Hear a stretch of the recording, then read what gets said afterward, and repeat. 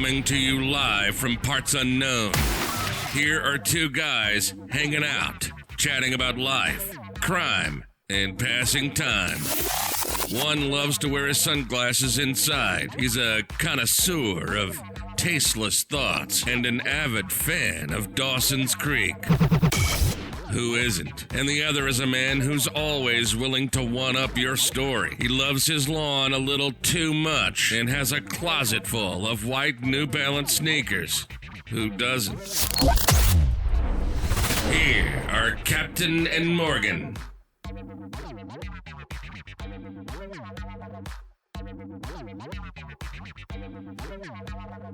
Bonjour et bienvenue à Captain&Morgan. Wherever you are, whatever you're doing. Stop and listen to us. For listening. No, stop and listen to us.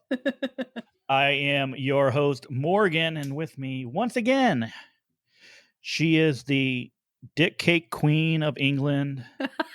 She is the princess of North Devon. That's right, Dottie. She shunned London for the country living of North Devon. She did indeed. She is Cherry. She is live from the Batcave. You know what? I think I'm going to start Dottie as a listener. Okay. I'm going to start just dropping random listeners' names just to see if they actually listen. Yeah. So hello, Dottie in London. London. She's probably in the tube somewhere listening to us. She's got her iPods in. She's listening to us on the tube, on the Jubilee line. Oh yeah, she definitely has those iPods in. Because England's like iPod, Apple World or something. Everyone has iPods there. Right? It's because we're unsociable. That's why we like to just put things in our ears and just ignore everyone. That's why. We're just rude. Just rude, really. It's not nice. See, maybe. Mm-hmm. I wonder how odd it would be. Like if you were to come to Ohio or any Midwest city for the most part, and just would it be weird if someone completely random stranger walking down the street says hello to you? No. Hello. How's it going? I do it all the time, and people look at me really strange, or I say, "Oh, your hair's really nice," and they go, "Oh, thanks." Okay then, nice jeans. And they just look at me like, I think I'm going to fit in America really well. Yeah, so I think especially here, like saying hello is nothing abnormal. No, it's just nice. It's nice. It is. I don't know why people do it or why I do it, but it's probably just habit now. You know, you're kind of taught to do that, or other people. So at some point in my life, someone said hello to me while I'm walking down the street, and then I pick it up, or maybe it's my parents. I don't know. But isn't it nice if you're walking down the street and someone smiles at you and says, hiya, or morning? It's just nice. I do it all the time. And, you know. It is nice. If you did it to my mum would look at you like you're about to steal her purse. She would be like, she lives in London, and she would look at you like, what do you want? You want something? And it takes her, when she comes to visit, it takes her a few days to get into the whole laid back country happy life. Yeah. But it's weird because you can't do that everywhere, right? No. So I have two sisters. At one point, both those sisters lived in Philadelphia. Okay.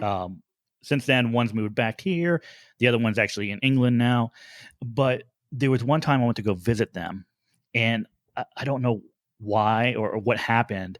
But at some point, I turned to my sister Claire and I said, "Hey," I was like, "Look, I'm gonna say hello and wave to everyone on the street until I don't get a reaction like, what the hell are you doing? Right? So either someone waves back and says, oh, hello, like normal. Yeah. I would think is normal.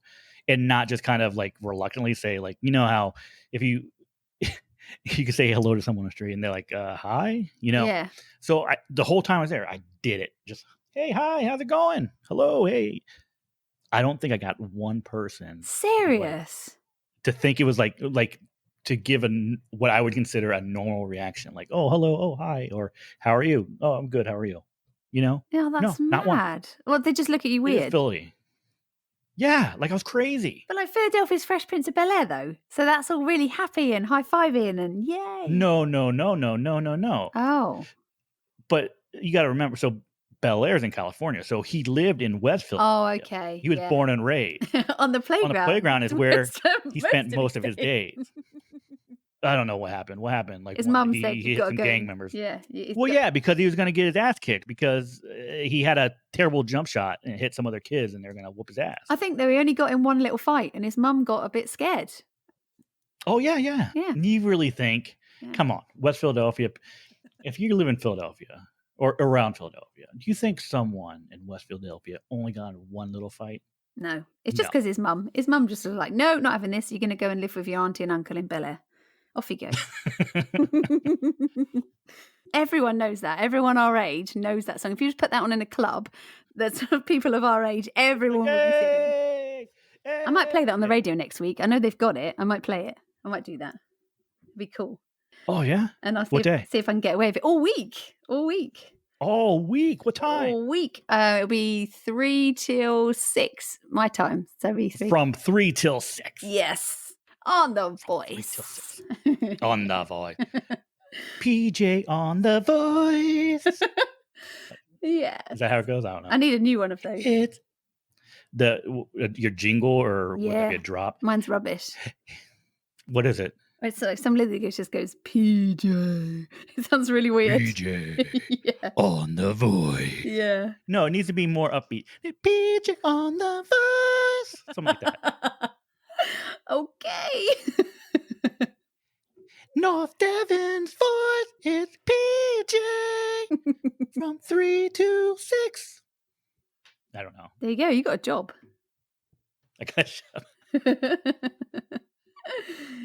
I'm gonna call you up to read the weather. They'll be like, "What You is? want me to read the weather? Where is this? Like, what's this American number you keep calling?" I'll be like, "Yeah, it's just it's reading my weather." Here's your North Devon forecast from Morgan. Can you imagine? They would love it. Can I give them the beach report? Yeah, definitely. Why not? What's the beach you go to up there? What's the there's hot loads. North Devon beach? What's the hot one? Well, I expect. Well, Saunton and Croyd are pretty good beaches, pretty good ones. They're good for surfing and stuff. But then you got Westwood Ho, the only town. Westwood Ho. Yeah, it's the only town. Westwood Ho. Yeah, it's the only town with an exclamation mark at the end. Westwood Ho. Yeah. Hold on, We're in the Ho. West. It's Westward, so WARD, Westward Ho. Westward. Yeah, Ho. That what? Yeah. It really does have an exclamation point. It does. It's Why? the only one in the whole country that's got an exclamation mark at the end. Probably in the whole world. Yeah, maybe. Where are you going? To the Ho. See, it Ho. deserves one. That's a beach I want to go to. It's cool. We're hanging out this weekend. Westwood Ho. I keep saying wood. Westward. It's Ho? Westwood. Yeah, Westwood Ho. So let's see. Salton Sands. Yeah, that's where lots of like Robbie Williams has done like videos for his songs and stuff there. It's quite a good beach, very famous beach. Very nice beach. I don't know. You really don't think of beaches when you think of England, do you? No, not really. It's more like, I think people think of England as like the Garden of England. It's like gardeny, but no, we've got some good beaches. Really good. Now, how's the sand? Is it? So Saunton and Croyd beaches are sandy. Westwood Ho is pebbly and then sandy. Ho. Ho. Wait, so you have to walk through the pebbles to get to the sand. They're like massive pebbles. There's a big event every year where everyone goes down and puts the pebbles back because the pebble ridge just keeps moving with the tide. So everyone goes down, has a little party and puts the pebbles back. We're so country. Is the water cold? Yeah, well, see, I'm a wuss because I don't like English beaches. I like water that you can see through because if there's anything that's going to swim up your pants, then you can see it first. So strictly no swimming in England for me. Oh, is it? So it's mucky water. Well, it's not. There's a lot of sand in it. Yeah, it's sandy dark. water. Yeah, it's not like Capri or Santorini or anything like that. Proper beaches. Yeah, my daughter absolutely wants to go somewhere that has like crystal clear or like blue water. That's my kind So of I've been water. like messing around, like where should we go on vacation? It's like, should we go to Hawaii? Should we go to Bahamas? And she's like, do they have blue water in Hawaii or Hawaii? Yep. Bless they have her. blue water in Bahamas. Yep. Honestly, the most beautiful waters I've ever seen were in the Bahamas. I've been to Bahamas once, and I might have told this story on on one of the episodes, but it was my senior year, and I had my senior year I took marine biology, and I took it No. because yeah, Oh my yeah, God. we had marine biology. Yeah, it was pretty cool. We got to like Yeah. cut up in sharks and stuff. But for spring break every year, the marine biology class goes to the Bahamas for a week. Now, when you think Bahamas, you probably think of like Atlantis or like all those like resort hotels and Yeah. casinos, yada yada yada. No, that's not what we did. So the Bahamas, of course, it's I don't know how much you know about the Bahamas. The Bahamas are like thousands of islands. Mm. So those are the Bahamian Islands. Well, our trip, we flew into Andros Island, which is the largest, Bahamian island, but it's also the poorest. Okay. So most of the people that live there are living in poverty, or you could tell when you're there. There's like nothing there. There's like some little towns and villages, whatever, and a lot of houses that they started to build, but they never finished. But we went there because the trip was we were sailing for 7 days to all these mostly uninhabited islands in the Bahamas. That's cool. So it's like there's a chain of islands. They're called like the Exumas. So there's the Great Exumas and the Lesser Exumas, whatever. So so we did that, and the waters there and all these islands were so beautiful. Like we went to one, which is Norman's Key, which is also at one point back in the 80s was known as Cocaine Island. Oh, okay. I've heard of this. So the island was owned by Pablo Escobar and Carlos Later. Have you ever watched the movie Blow with Johnny Depp? No, I don't think I've seen it. I've heard of it, but I've not seen it. Oh, okay.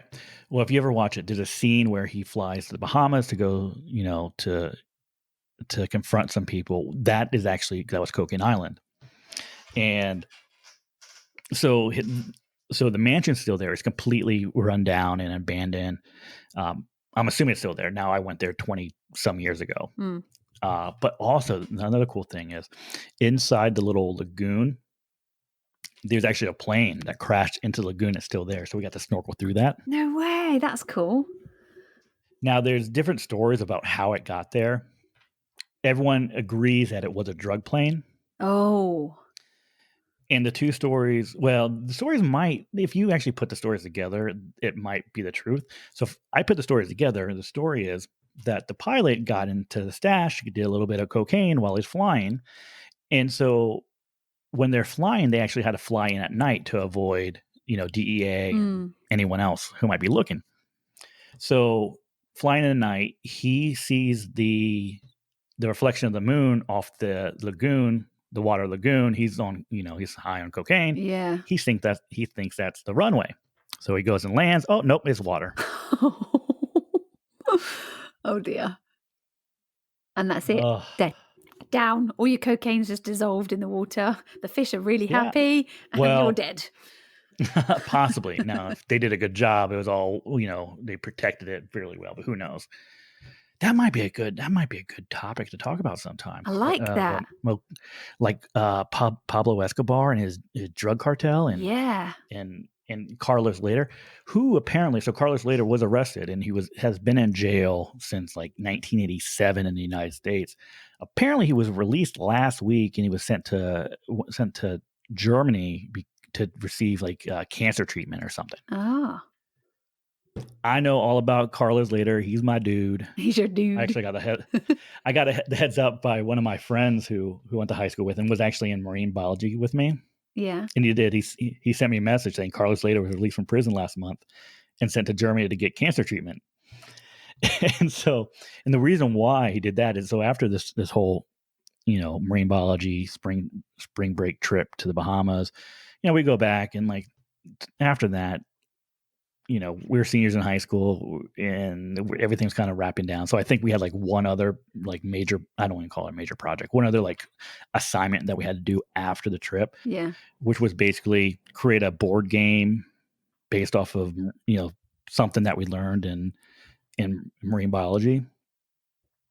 And so I created a game with some of my friends. I think we were like in groups of three or four, something like that. But our game was Carlos Laterland. Oh God. And so it was basically like Candyland, but it was Carlos Later in his mansion and everything. I bet your teachers love that. Oh, Mr. Hall. I love Mr. Hall. I drove past his house earlier this week and I saw him. I didn't wave, but I was, hey, there's Mr. Hall. Did you reckon he recognize you? I don't know if he would recognize me. It's tough because he probably looks the same, but you look so different. Yeah. And he's had so many students. Now, if I were to say, hey, Mr. Hall, hey, I was in marine biology class, graduated in 98. I was the one who in the yearbook for my yearbook quote mentioned you. And I said, our trip to the Bahamas, we learned lots of blah, blah, blah, blah. And from seeing Mr. Hall in a Speedo, I learned the importance of physical fitness. Oh, I bet he loved that. I forget the whole quote, but if I were to say that, he would absolutely be like, okay, I remember. You're that kid I wanted to kill. Mr. Hall was one of those like really, really like pale guys. So he got like lobster red on that trip. Oh no, poor guy. He was great. He was one of my favorite teachers. That's good. Oh, I love it. When you have a good teacher, it's worth everything. It's brilliant. You always get the really nice ones, and you get the ones that you just want to smack in the legs with the trolley when you see them in the supermarket. Yeah, that's a tough thing about school, and there's definitely teachers that I had, I'm sure you've had, and everyone listeners have had, that you can tell that they really don't want to be there. Yeah, and they're just kind of going through the motions. Yeah, and with some of the kids in my class, really I can understand why. Some of them were awful. I wouldn't have liked to teach some of my class. No, so you can understand. Like, yeah, with that, you're just kind of like, oh, forget this. Yeah, I had like Miss Jackson, who she was a math teacher, and you can just tell she was just fed up. I think my maths teacher just gave up on me in the end. Maths is not my strong point, and he was just like, look, you're doing really well, just stick at it. And I was like, really? I can't remember a word you said this morning. It's just gone. And he's like, I think you just need to admit defeat. I said, yeah, I will. I'll just admit defeat, I think. I struggled at math. Like math, I struggled at. No, I could do math, but like equations, I was terrible at it. Yeah, that's what Google's for. There's no need. There's no need to know that kind of stuff. I think when by the time I got in high school, I think there were multiple things going against me. One, I'm pretty sure my ADD wasn't helping with math. Like I was so distracted. But the other thing is, I didn't. Well, after I graduated, I realized I needed glasses. So I went through like school needing glasses, not knowing I needed glasses, and really not being able to see like the overhead projector or whatever, or the blackboard. I just thought that was normal. It's like if I can't see it, no one else can see it. So yeah, I know exactly how you feel. I remember get my first glasses when I was like 22, I think, and I was watching rugby, and I was like, I can't see like where it is, and then I went and had my eyes tested, got my glasses, and I was like, wow, everything's so clear. It all looks really good. So yeah, I wear contacts now though, because I can't work with glasses. I only wear glasses at home, but I wear contacts usually, so no one even knows. I forget about you in rugby. Oh, you told me that. I love rugby. I love it. Absolutely love it. Now, is women's rugby, is that big in England? It's getting popular. It's getting big. I mean, our English team is the Red Roses, and they are a force to be reckoned with. They are amazing. They win everything. Our English team is the best. We win all of our matches, all of our Six Nations. We are on top. We do really well. They're a good bunch of girls. Really good. So basically, you're the United States women's soccer team equivalent. Yeah, maybe. But I think we're better than that. You do? Yeah, we're way better. Crazy though, like no, it's impressive because it's weird how, especially like in football, soccer, the difference in skill. I don't want to say the difference in skill, but how the U.S. women are so much better when it comes to the world stage than the men. Yeah. And I think, well, it has to do with, I think in the United States, it's more common for girls to start sports at a young age and continue it. Right. Okay. They stick to it. Yeah. that's why I'm kind of surprised with England and rugby, even though so it's a English sport. Yeah. In the English football team, women's football team, they're getting better. Yeah, they're good. But they're definitely not on the same plane as the No, United States. no. They're a good team. Our English team's not bad. I don't know which teams. I think they've got all of them. They've got Premiership versions of all the men's team. And oh, that's right. But do you have that over there? Does your NFL? Do you have women's NFL? No. Why not? I can't give you a good answer. Now, there at one point, I think there was a women's football league. Okay. Right? But it wasn't associated with NFL. And I think they mostly played at like high school stadiums. Like there was one in Columbus, I forget what they were called, Columbus Comets or something. I don't know. Yeah. Who they played in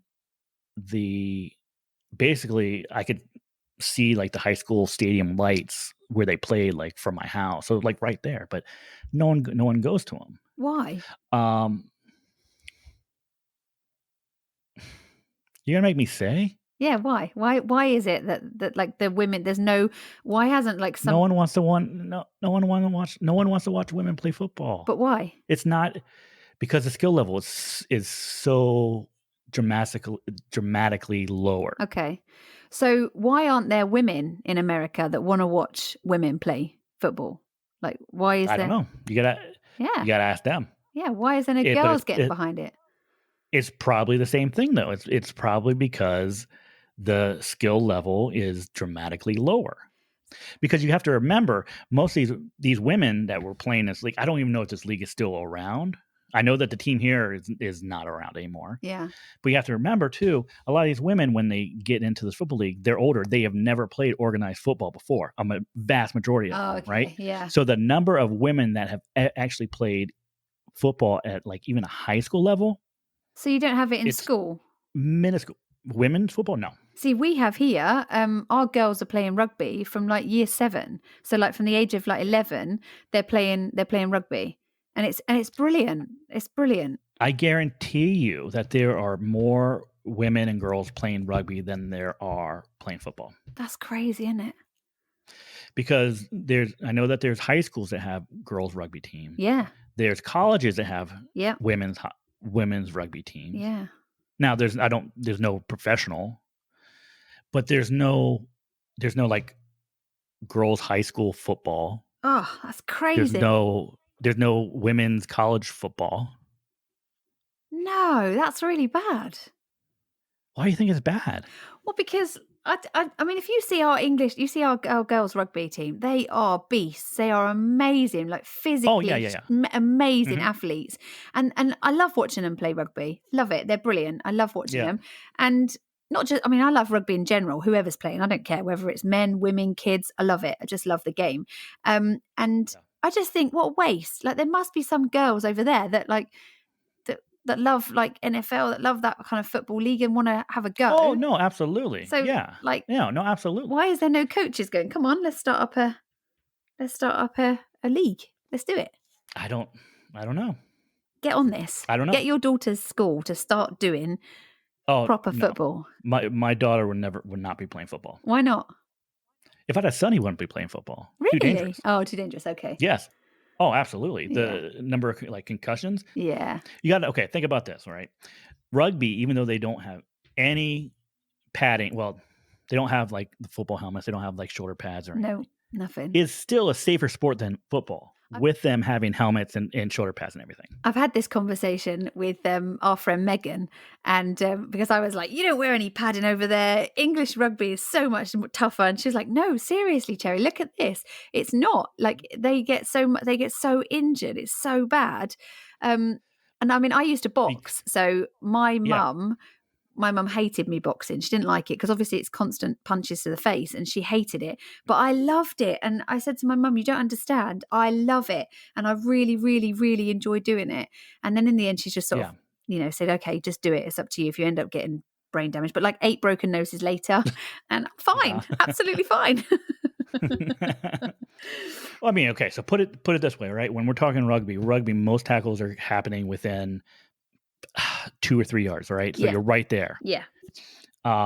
and so all the action is very close. When we're talking football, there's two things that are going against. Oh, and then also when they're tackling, you're protecting yourself as you're tackling as well, because you don't have this false sense of security. Yeah. With things like football, like NFL, you have men that have this sense of protection with helmets, Yeah. shoulder pads, pads down the leg, everywhere, right? Rib pads. And they're not just tackling within a small 2 or 3 yard radius. They're coming full blast at you from 10 yards away. You're running, so you're basically, it's like two trains hitting each other. Do you know what, though? This is making me so excited. I really want to come and watch some football. I love it. It sounds really good. It sounds, I think, I used to play ice hockey and I love hockey. And I think football would be amazing to come over and watch. And we're going to go. When I come, we're going to go and watch some. Well, you need to go. Yeah, we'll definitely do that. But every year there's like 3 or 4 games that the NFL play in London. No way. Yeah, you didn't know this? No. Yeah. Where have I been? Every year. I'm going to write this down so I can go and see. No way. So let me see. So NFL London. Let's see what they did. London games. Okay, so they canceled blah blah blah. They canceled this year. Yeah. So 1, 2, 3, 4. So they had 2 games. I want to go and look at last year. So what was last? So exciting. Why have you not told me this before? I don't know. We've never talked about football. We haven't, have we? This is really exciting. Yeah. So they played 4 games. 2 games were played at the Tottenham Stadium. Okay. And 2 were at Wembley. Yeah. Okay, so you had the Chicago Bears. That's my team. I'm a Chicago Bears fan. Okay. Bear down. Are they a good team? You can't be biased. Are they a good team? They're not a bad team. Okay. They're middle of the road. They've been middle of the road for a while. I need to get some. Let me get some up so I can see. Let me just have a look. NFL teams, and then I'll tell you which one I like based on the colors that they're wearing. So Chicago Bears are my favorite team. Because I'm in Ohio, I also have an affinity towards affinity. Is that even a word? Yep, definitely a word. Definitely. I have, so I have affinity towards the Cleveland Browns in a little bit, but not so much towards the Cincinnati Bengals because they're Ohio teams.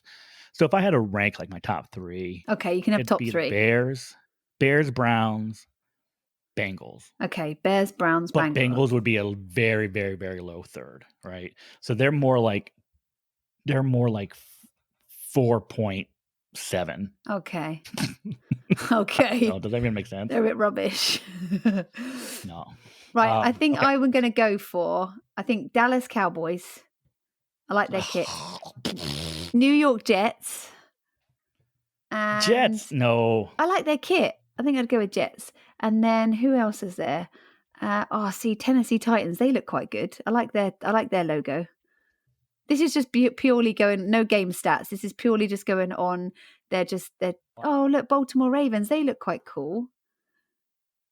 Oh, look, Seattle Seahawks. I think I've got to think about the birds. No, I'm going to have to go with Cowboys. We're going to have to go, we're going to have to go Dallas Cowboys. I like their kit. They got a good kit. The Cowboys? Yeah, and also I quite like cowboy boots and stuff. So I think that would look quite cool. They do call the Dallas Cowboys America's team. Oh, so see, I picked a good team straight away. Oh, look at the Raiders. Dallas is one They're quite cool. Raiders, Las Vegas. Oh, they are now the Las Vegas Raiders. Yeah, they just moved there from Oakland. So since I've been born, all right. So here's the story of the Raiders view. I know people are so excited about NFL talk, right? So since I was born, I was born in 1979. In 1979, they were the Oakland Raiders, right? Oh, okay. Then, after I was born, sometime in the early 80s, don't ask me what. I would say 1984. Guessing 1984, they moved to Los Angeles. They were the Los Angeles Raiders. Okay.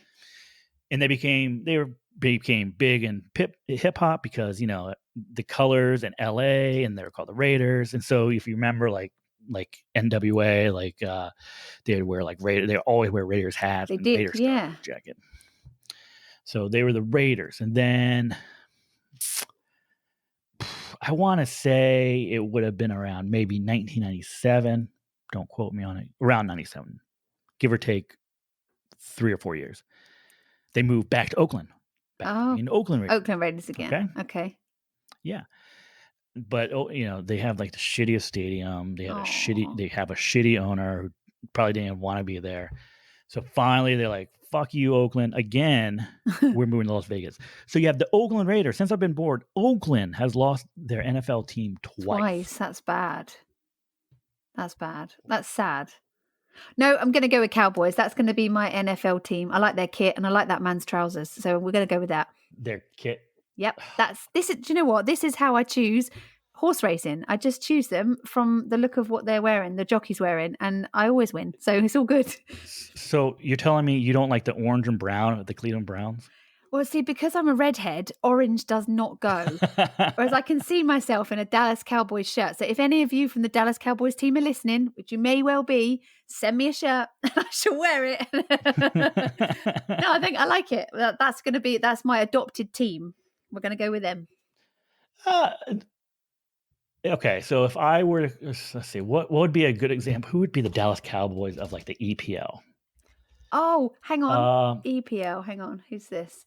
Oh no, we're not talking about the Tiger Cats, are we? Because I love them. That's the C. Oh no, that's the CFL. Okay, that's different. I'm talking about the English Premier League. Oh, okay. Premier League. So if the Dallas Cowboys were a Premier League team, I would call them. They would be Manchester City United. Yeah, they'd be Manchester. No, City. They wouldn't. Yes, they would. No, they'd be top. They would be like. Well, okay. Up until this year, they would probably be like the Liverpool of the Premier League, right? So they're a team that's constantly that they're good, right? Or they're supposed to be good. Yeah. And they could be champion, but they never really are. They never can't do it.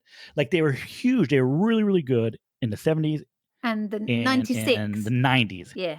Yeah, in the 90s. They were really, really good. But then since then they've been meh. Okay. So they would be taking out this year doesn't count. They would be Liverpool of the Premier League. Well, I can deal with that. I don't mind that. Liverpool's not bad. I don't mind.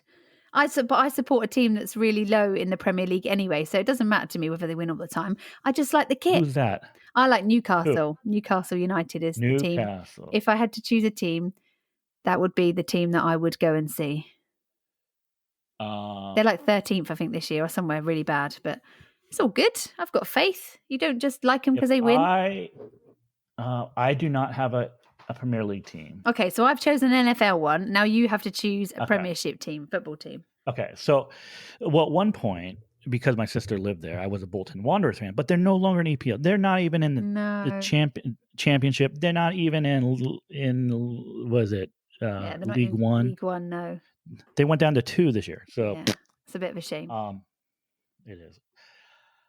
I would. If I went on places I would want to go, I would choose Brighton. I would love to go to Brighton. Okay. I will take. What's wrong with Brighton? Nothing is wrong with Brighton. Brighton is fabulous. I know. So if we're talking solely on places I would want to go, I'd want to go to Brighton. Right. Okay. One of my good friends is from Leicester. And he's a huge Leicester City fan, so I would go with the Foxes of Leicester. Leicester City have got an amazing rugby team. Leicester Tigers, they are a really good team. Yeah. Really good team. So let's ditch the football because football's rubbish, so we'll go with rugby. I'm quite happy to take you to loads of rugby matches. Okay, so here we go. But there's 2. Is it rugby league or rugby union? No, we want rugby union. Rugby league it's good, but it's not as good as, well, in my opinion, it's not as good as union. Rugby union kits. Okay, so I'm going to look this up. This has to be the most exciting episode ever. There's people going, yes, they're going to Google the same as us. See, just seeing all the logos just makes me excited. So Premiership. So we're talking Premiership. So we have Bath, Bristol Bears, Exeter. Yep, Exeter. That's the Chiefs. The Chiefs. Yeah, that's really close to me. They're my local team, Exeter Chiefs. Oh, Harlequins. Harlequins are good. Yeah, they're a good team. Let me see. Oh, I like their logo. Yeah, they got a good logo. I don't know about the kits, though. See, my team, the team that I support in rugby, is nowhere near where I live. That's Northampton Saints. And they're a great team. Northampton Saints. Yeah. Any Saints? Yeah, they're a great team. I love them. Brilliant they are. Okay. So you've got like the major ones, which is like the Sharks. You've got Sale Sharks, Leicester Tigers. You've got, who else there? Exeter Chiefs, Saracens, Wasps. That's the best team. So there's some good teams. So I'm going to be watching out for Dallas Cowboys. I'm going to go and follow them on Twitter.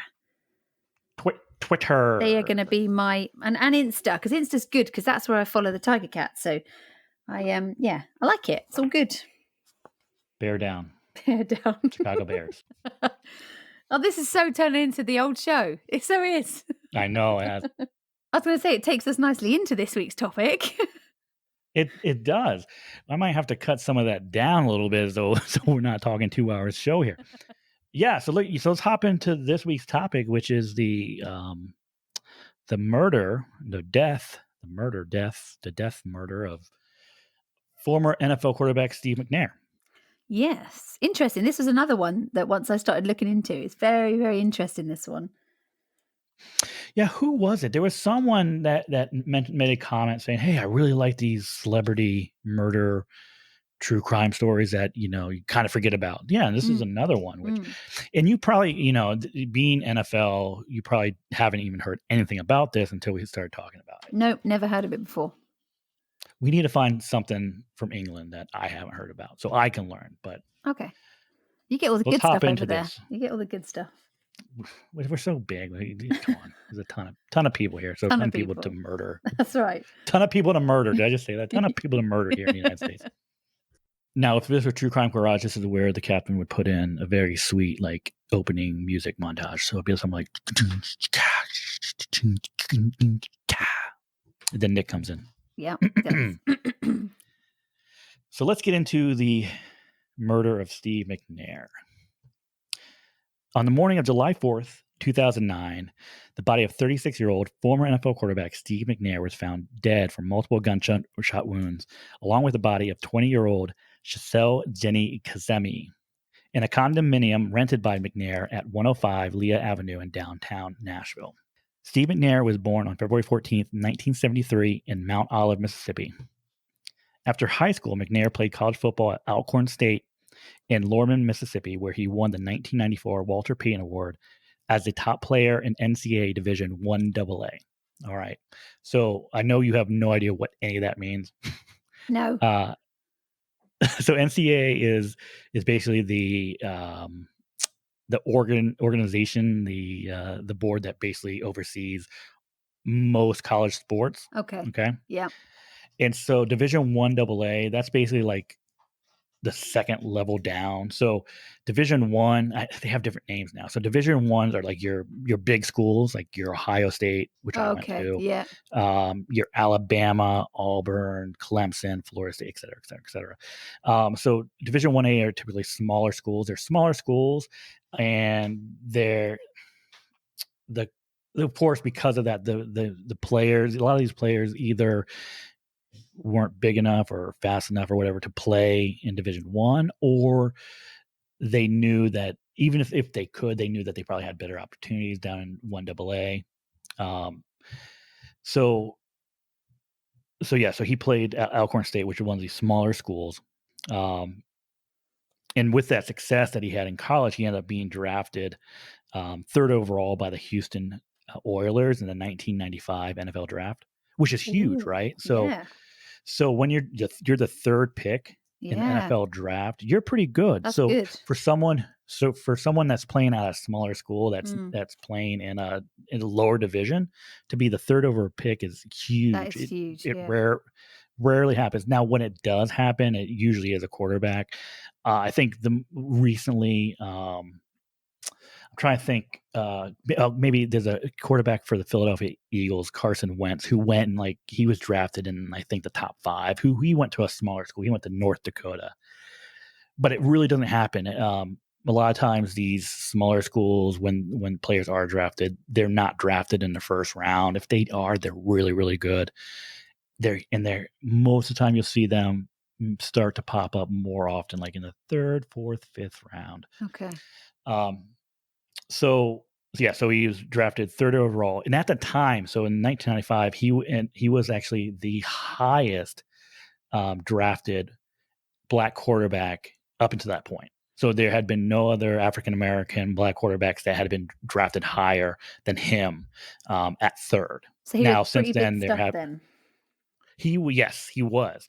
Now, since then, we've had black quarterbacks that have been drafted first overall and second overall, whatever. But that was huge for a black quarterback to be drafted that high at that point. And so you can imagine. So is everybody wants to be the quarterback because the quarterback's like the coolest one on the team? Is that right? I think when you're little, yeah. I think when kids first start getting a football, you want to be the quarterback, right? Because the quarterback always has the ball, right? Okay. If as a quarterback, you always have the ball, and you're kind of like the leader. Yeah. So everyone wants to be the quarterback. I would say that it's probably the most, or one of the most important positions in football, if not the most important. It's a lot more important than, I don't know, being the punter. Okay. You have no idea what that means, but that's okay. Is that the guy that like just kicks? Yeah, that's the guy that just kicks. See, I'm not doing too bad. So technical from my end. Yeah. Oh. So you're drafted by the Houston Oilers. So the first 2 seasons he played backup roles. I think he played a little bit in the 1996 season, but in 1997 he was named the regular full-time starter for the Tennessee Oilers. So that year, so prior to the 1997 season, Houston moves to Tennessee. I think originally they might have been they played some games in Memphis, but then they played ended up in Nashville. So they were maybe the first 2 seasons they were the Tennessee Oilers, and they ended up changing to the Tennessee Titans. So Steve McNair ended up being the starting quarterback for the Tennessee Titans from 1997 through the 2005 season. So what are we talking? We're talking 8 seasons. Yeah, wow. Something like that. Yeah. After the 2005 season, Steve ended up being traded to the Baltimore Ravens, and he ended up playing there for an additional 2 years before he retired. He retired after 13 NFL seasons. 13 years in NFL is. I was going to say that's huge, isn't it? That's huge. Yeah. That's I don't know what the average. I don't know what the average career is, but if I had to guess, it's probably maybe 3 or 4 years. So how old was he when he retired? When he retired in 2007, he would have been like 34. Wow. I think. Yeah, that's quite old, isn't it, for a premier athlete? 34. Wow. Yeah. Good. No, yeah. So 34. Could you imagine being able to retire at 34? I know, that would be cool. Multi-millionaire. Yeah. It's crazy, right? Yeah. It's cool, though. I like it. Yeah. They don't just stop, though, do they? He probably would have gone on to like teach teams or go on and do like pundits or something like that, wouldn't he? You know, that kind of thing. Yeah. I think, well, yeah. Someone like Steve McNair, yeah, he could have easily become like a television pundit. Yeah. Either in the broadcast booth as like doing color commentary, or even like, the pregame or postgame show. Yeah. That's something that a lot of them end up doing. I would say, it's funny. I think very few people that are as skilled or as successful as Steve McNair end up actually coaching in NFL, or even college. It's I don't know why it is. I think a lot of the people that end up being coaches are players that play in college, maybe aren't good enough for NFL, and then they end up starting their path to become a coach after graduating. They become like graduate assistant coaches because they have the time. By the time you're like 34 or whatever, it's probably tough to say, okay, I'm going to restart my career. I'm going to go on the lowest rung and become like a water boy for whatever team it is. Yeah. I'm thinking now, I can't think of any coaches. Well, no, I take that back. I can think of one coach. And actually, he's the current coach of the Tennessee Titans. His name's Mike Vrabel. He was a linebacker, so he played defense. Mm-hmm. He's actually the head coach of the Titans now. So he would be one of those players that was very highly skilled. He played at Ohio State, played for multiple teams in the NFL. Mostly, I think he spent most of his career playing for the New England Patriots. And he ended up going back coaching 1 year, I think, at Ohio State before he ended up getting hired as the head coach of Tennessee.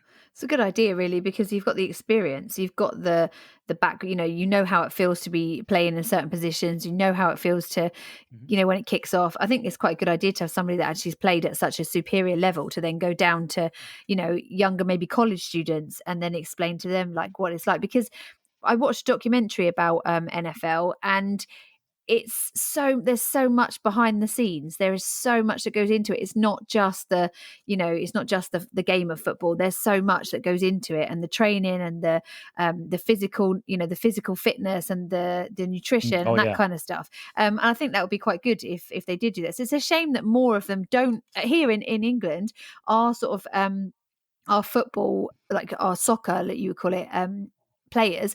A few of them have gone on to then be coaches, and our actual England coach is a former footballer. So there are some that don't, that haven't played, but most of them have played and then go on to then coach, which I think is a good it's a good winning formula, I think.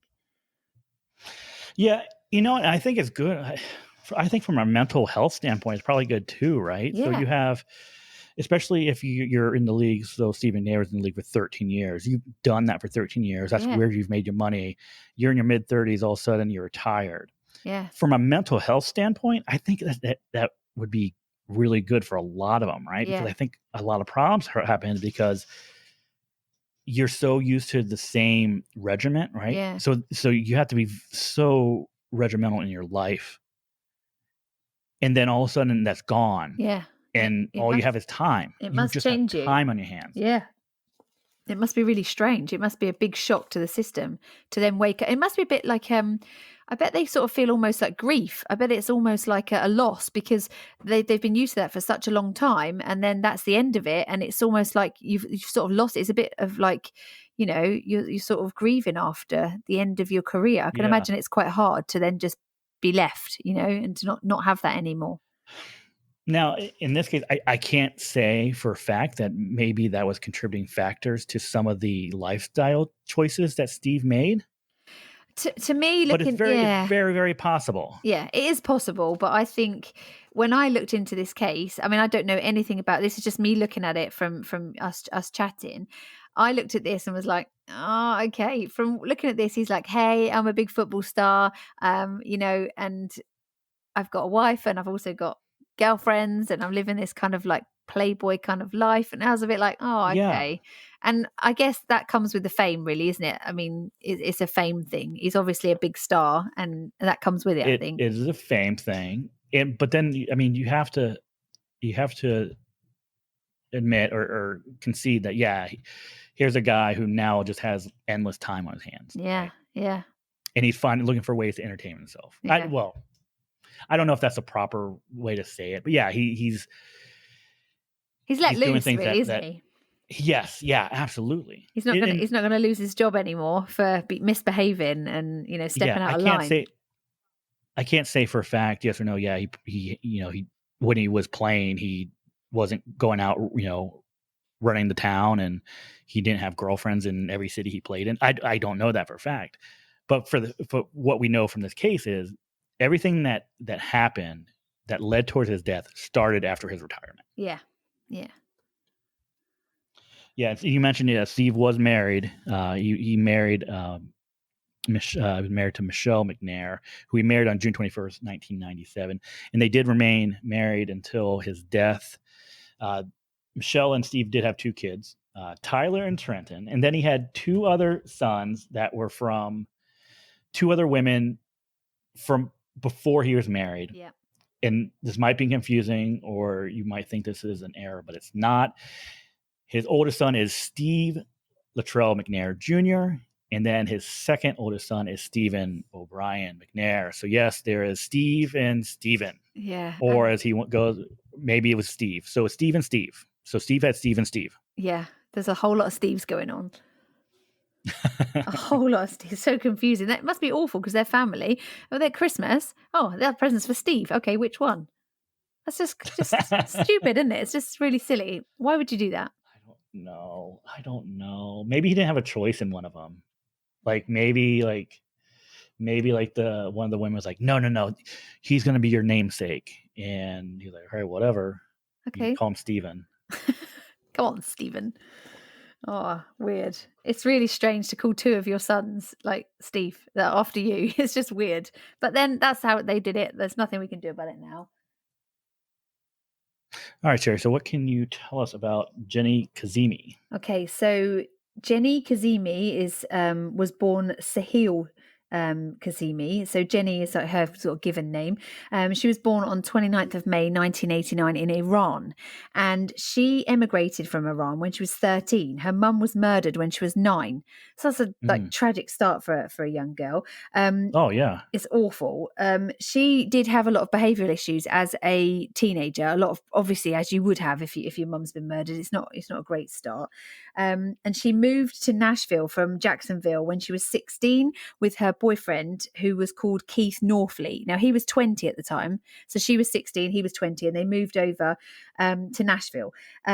They sort of kind of fell out of touch a couple of years after, and this is about 2008. They fell out. They just weren't together anymore. That was the end of that, and that was the month she met Steve McNair. Now she had started seeing Norfleet again a few months before she died. But he says that they weren't dating. They just sort of seen each other as platonic friends, but they had got in touch again just before she died, which is weird. In 2009. Yeah. After she met Steve, they kind of reconnected? Yeah. So they became friends again, like just before she died. A few months before she died, they became friends again, which is really weird. Okay. So how she met Steve McNair was she was working at a Dave & Buster's, and she was 19 and he was 35. So like quite a big age gap between the two of them. Yeah. And he was a couple of years into his retirement, so he wasn't playing football anymore. He was now retired, and they met while she was working. She was waitressing. He's obviously still married to Michelle, so they've been married more than 10 years, and he's still married to her. And he didn't. The weird thing I think about this is he didn't keep this relationship with Jenny a secret. He took her to family vacations. He took her to like meet his friends. She'd been all over the place with him. They'd gone on holiday together, but apparently his wife didn't know anything about it, which I find really strange. Now, okay, so I know that Steve. I don't know if you know this. I don't know this. I know that he spent time between Nashville, and he also had a farm in Mississippi. Do you know where his wife was living? Was his wife in Nashville? I think his wife was in Nashville. As far as I can see, I can't see that it doesn't say anywhere that I could find that she lived anywhere else. So I'm guessing she was in Nashville, and that's where their house, their family home was. I couldn't find anything on, anything to say that it was any different. But yeah, it's strange. I find it really strange that he would be taking this girlfriend to meet his family, and yet his wife knows nothing about it. And I mean, what is family saying? You turn up with your girlfriend, surely somebody must be going, whoa, hang on a minute, you're married. But I don't know. That is strange. I mean, they went on holiday together. They went to Vegas together. I mean, what does his wife think about that? She says she didn't know anything about it, apparently. Okay, when did you say they first met again? So they first met when she was 19. So that was December, 2008. So it was December 2008. That's when she first kind of met Steve McNair. So about 7 months. So they were together for about 7 months before the death, right? Yeah. That how many? So so it's not very long. Wow, that is okay. So she wasn't a long-term girlfriend. No. But I mean, he was already going on vacations and introducing the family. And on her 20th birthday, he co-signed with her on this. That he bought this black Cadillac Escalade for her, and so he bought it, put the down payment down, and then she had to take on the payments then so that she could get out and about and she had a bit of independence. But I mean, he must have had a completely separate life to his wife, because I mean, if my husband had been like put a down payment on a car, you'd be like, whoa, hang on a minute, what's going on? Who's that for? So I guess that's the difference between us and multimillionaires. I don't know. That's really strange. Maybe. So he put it down. So So Jenny was responsible for all the car payments. Yeah. He did the down payment. He Yeah. co-signed for it, but said you have to. Yeah, you basically have to keep up pay. the payments. Yeah. But I mean, And this is something that ended up leading to more struggles for her down the road. exactly. I mean, she had quite a lot of money problems, and Mhm. she would tell him. I mean, there's text messages between the two of them where she's saying like, "Oh, I'm in so much trouble, and I've got this to pay, and I've got that to pay, and things like that." Yeah. And her roommate moved out, leaving her with, I think it was $990. The rent was a month for her apartment, and then you've got the utility $1,000 bills. a month, yeah. Exactly, utility bills on top of that, and any other bills that you've got. Plus, you've got the car payments now, and she had 2 car payments. yeah, so it was So she had the $800. Yeah, that She had he the Escalade. Yeah, But she also had the car she had a Kia that she had to give to a friend, hmm and the friend was supposed to be covering the payments for it, but stopped. but stopped. Yeah. They returned a car, and she found out that the friend had not made payments on the car for months. Yeah, and that was in her name. So she's got this mountain debt that's mounting up. Okay, so let's at that point with the Kia, you have an Escalade, right? Yep. Which you probably can't afford at this point, but whatever, No. right? So you have an Escalade, you have a Kia, which you haven't had made payments for months. Wouldn't you just let the Kia get like repossessed at that point? Well, yeah, exactly. Or whichever one's going to cost you less. you'd keep the one that costs you the least to maintain, to drive, to whatever. Well, which would be the Kia, but we're thinking, okay, think as a 20-year-old, right? 20-year-old, you have a Kia. Oh yeah, versus and you have an Escalade. Yeah, okay, yeah, right. So in this 20-year-old mind, I'm going, okay, I'm keeping the Escalade. Yeah. I'm going to send back the Kia, because also you got to remember, there had been payments on this Kia made for months. So let's say that the payment was $200 a month. Yeah. But they hadn't paid for 4 months. Yeah. Right. They're going, crap, I got to pay $800 plus my next car payment. So I got to pay $1,000 for this Kia. Yeah. Hey, but I'm paying $800 a month for this Escalade. I'm just going to, why would I do that when I can just pay for the Escalade? Exactly. I'm putting thoughts in her head, but this is me as a 20-year-old. This is what I'm thinking. Yeah. But the problem is with this is that her boyfriend is a multi-millionaire, and he deposited money into her account every now and then, like $2,000, $3,000 into her account to try and help get her back on track. Now, from an adult's point of view, if she's having problems keeping up payments, why put a down payment on a car for her and expect her to then, pay for it? I mean, $800 a month is not cheap. Yeah. And if she's she was just a waitress at Dave & Buster's still at this point. Yeah. So that's exactly. So she wasn't making, millions of dollars. So I think that's a bit strange. That's another thing that strikes me as a bit strange. He knows the situation she's in. He knows that she's not earning lots, yet he goes and puts a down payment on a car that she probably can't afford. So that's really strange. So she has a car she can't afford. She has a apartment which she can't afford. Yeah. And she's got all this mountain debt now. Also, she had on July the 2nd, she had gone on to Craigslist. She had used Northfleet, this guy that she was seeing. She used his computer and she posted an ad on Craigslist, putting all her kitchen and living rooms furniture for sale. So she's selling off her belongings to try and pay back some of this money. So she's highly stressed, highly strung out, and to top all of that, we then have the problem that she witnesses somebody leaving. He had this condo, McNair. He had this like condo that he used to go and have like quiet time in. So away from the family, he had this condo and a lot of people do bachelor this. pad. Yeah, basically. This is bachelor pad. Yeah. Yeah. And so she had keys to go over there whenever she wanted. And they would go over and meet over there. He would say goodnight to his kids and stuff, and then go out and then go and meet her at this condo. Okay. This is at 105 Leah Avenue in Nashville. Yeah. Okay. So this is another thing that doesn't make any sense to me, right? Mm-hmm. So she has Escalade, can't afford. She has the apartment she can't afford. Yeah. She has keys to this condo that he owns that he goes to every now and then that they meet at. Why don't you say, hey, look, why don't you at least move into the condo for the time being? Because I got the answer before I even finish this sentence. I already have the answer.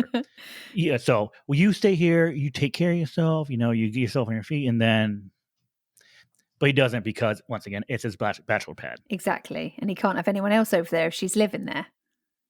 He can have her. He can have her over at specific times. Yeah. But there's also some trust there because he gives her keys. Yeah. So she could essentially go over there anytime she wanted, really. Yeah. So, yeah, there is that as well. So he, if he does have other people back there, then surely that's a risk because she's got keys to his pad. So I don't know. So the other things that mounted on top of this that sort of made things a bit worse for Jenny was that she found, she believed that she saw somebody coming out of his apartment as well. And so she's now got it in her head that he's also seeing other people, which he assured her he wasn't. But she was kind of right, though. She was, unfortunately. What she saw was correct. Yeah, it was. Yeah. And she had a roommate who was the one that moved out and left her, this Emily. And this Emily Andrews told the police that she had confronted Steve about this and said, look, I saw someone coming out of your house and what's going on. And he said, no, it's completely innocent. There's nothing going on. It was just completely innocent, and sort of tried to put her mind at rest. But she was convinced that he was cheating on her with other people, and it sounds like she was right. Yeah, because he had, in addition to his wife, he had another girlfriend. Yeah, so this is Leah. Now I can't pronounce her surname. Ignagma. I don't know. Leah. Let's just call her Leah. Leah Ignagani. Ignagani. Okay. Something like that. So Leah. Let's just call her Leah. This is the woman that she saw leaving his downtown apartment, and the one that she used to go over with the keys. And then she also found condoms in his possession. So not good, really.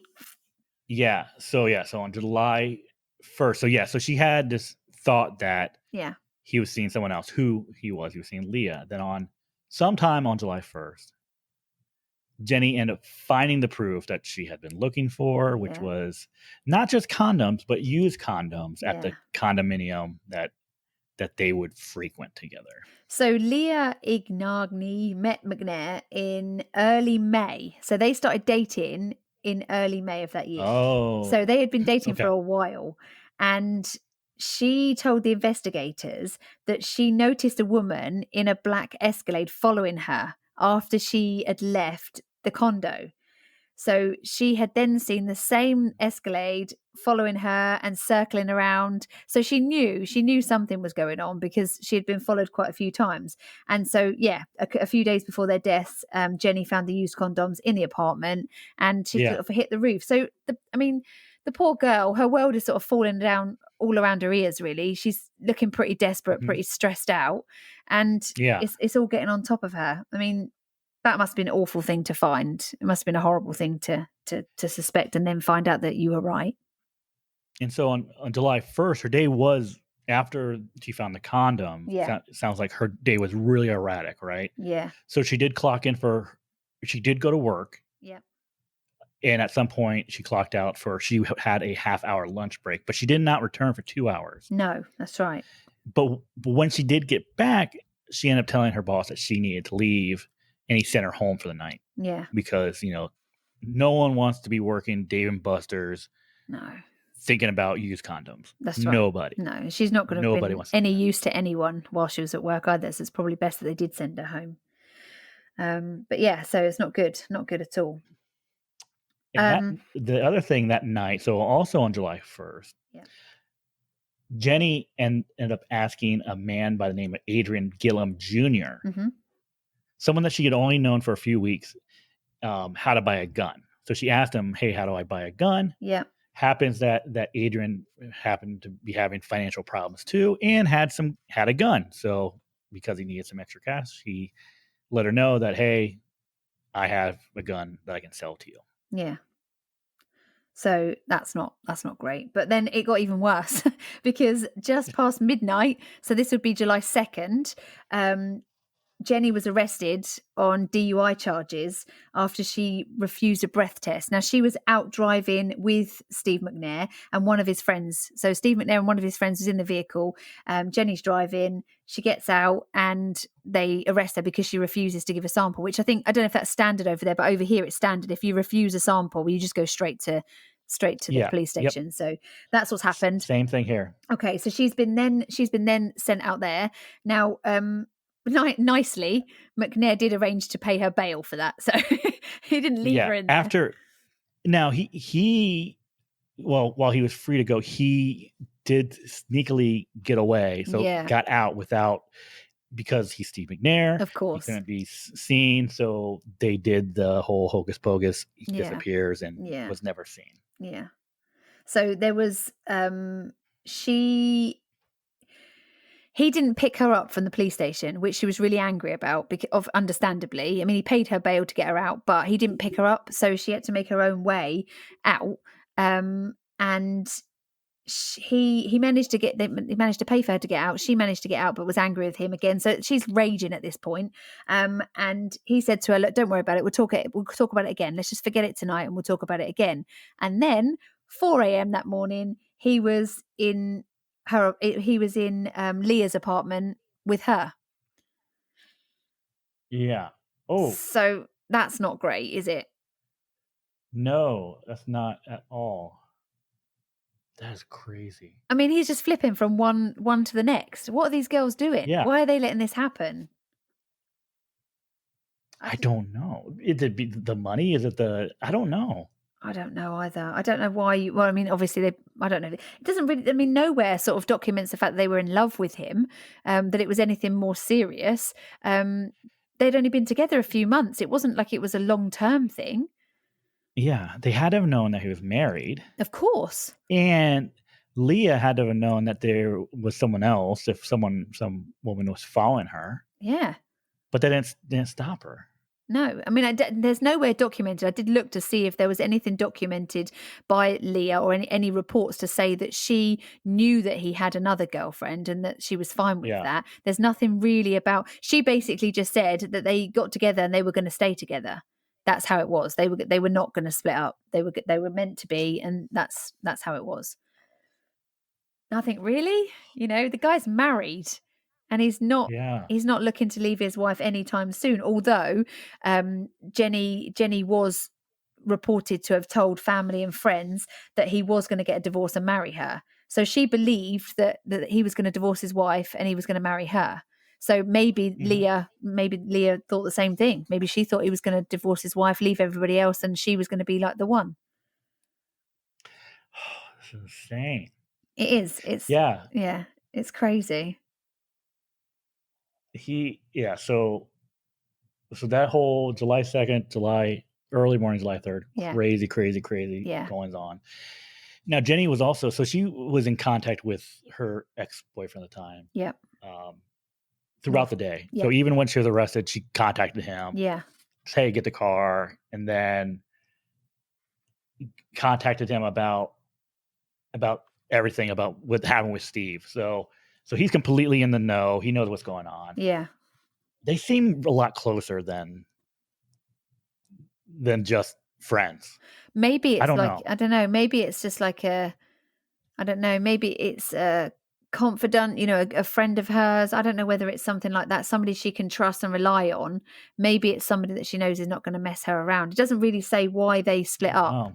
It doesn't actually say why they split up in the first place. So. Well, it might have been the fact that at this point he was working at White Castle, so maybe he wasn't he didn't have the best.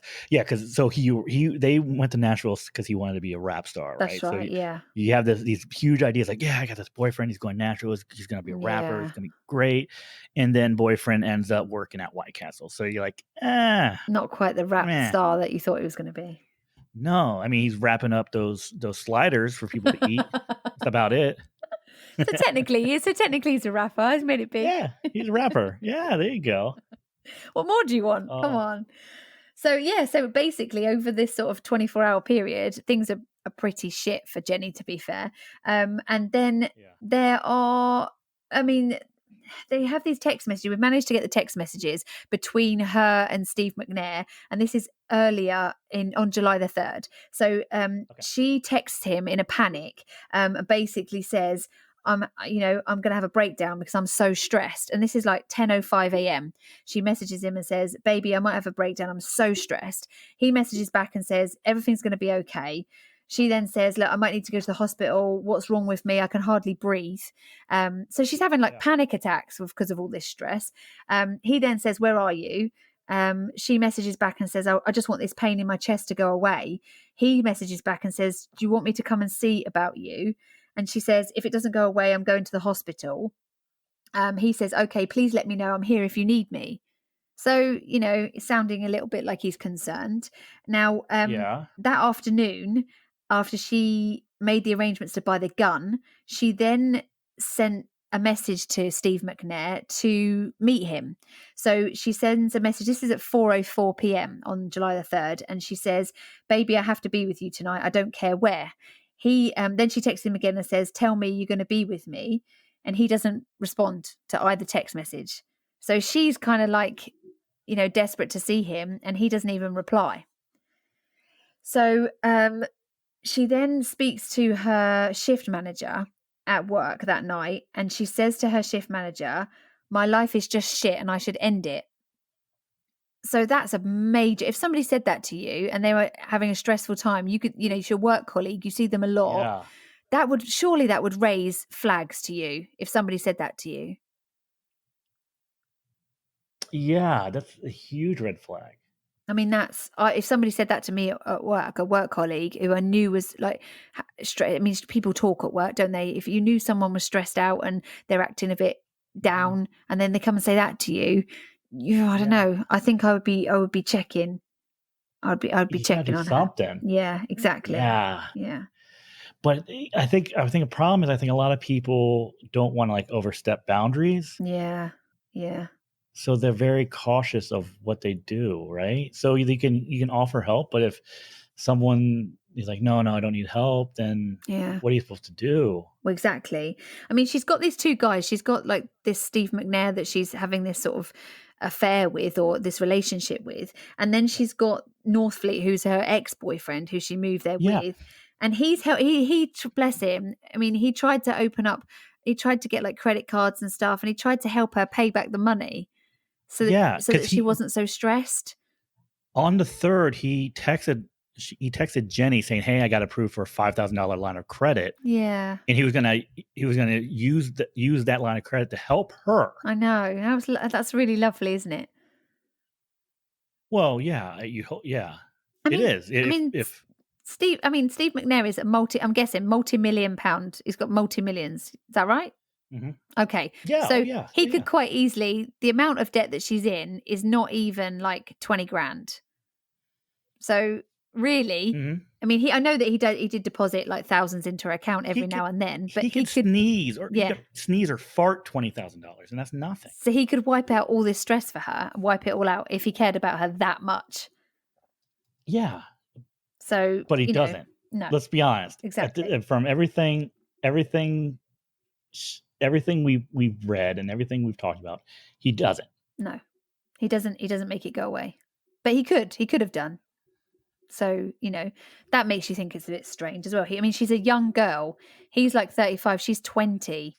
So she's a young girl and she's having a lot of stress like this. You would have thought he would have just gone, do you know what?